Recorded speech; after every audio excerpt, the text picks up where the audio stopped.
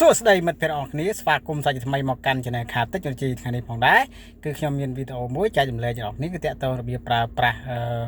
បាទប្រព័ន្ធបាទឬក៏បើកដៃជូតកញ្ចក់នៅខាងក្រោយ Toyota Rush បាទអញ្ចឹងនេះគឺជាកុងតាក់សម្រាប់ប្រជាបាទប្រព័ន្ធជូតកញ្ចក់បាទប្រព័ន្ធផ្លិតជូតកញ្ចក់បាទរបស់ Toyota Rush បាទឥឡូវខ្ញុំសូមបង្ហាញដល់អ្នកគ្នាអំពីរបៀបប្រើប្រាស់ខាងក្រោយបាទអញ្ចឹងអាមុខខ្ញុំអត់ប្រាប់ទេណាចឹងខ្ញុំប្រាប់តែវាប្រើប្រាស់ក្រោយទេអញ្ចឹងកន្លែងនេះយើងមើលនេះគឺជាកុងតាក់របស់ប្រព័ន្ធបាញ់ទឹកសម្រាប់ជាដៃជូតកញ្ចក់ណាបាទអូខេអញ្ចឹងយើងកាច់មកលេខ0នេះបានន័យថាខ្ញុំប្រាប់តែក្រោយណាបាទលេខ0នេះគឺអត់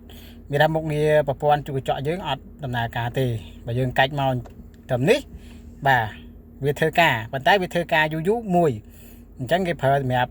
មានមេលឹមឬមេភ្លៀងយើងចង់បានយូរមួយយើងប្រើហ្នឹងទៅណាបាទយើងកាច់ហ្នឹងទៅតបមកអានេះញាប់យកហ្មងបាទ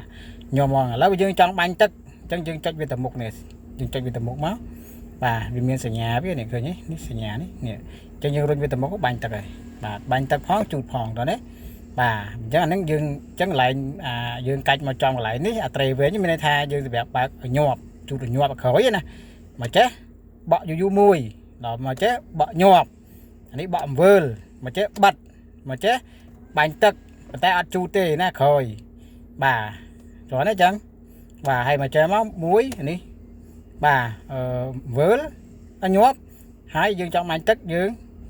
បាទរួចអានេះយើងអាមុខហើយសម្រាប់បាញ់ក្រោយយើងរុញទៅមុខអញ្ចឹងបាញ់ទឹកខាងក្រោយរុញទៅមុខបាទហើយបាញ់ទឹកខាងមុខរុញបាញ់ផងជូតផងរុញមកក្រោយតោះនេះអញ្ចឹងអូខេសូមអរគុណចំពោះការទស្សនាវីដេអូនេះបាទ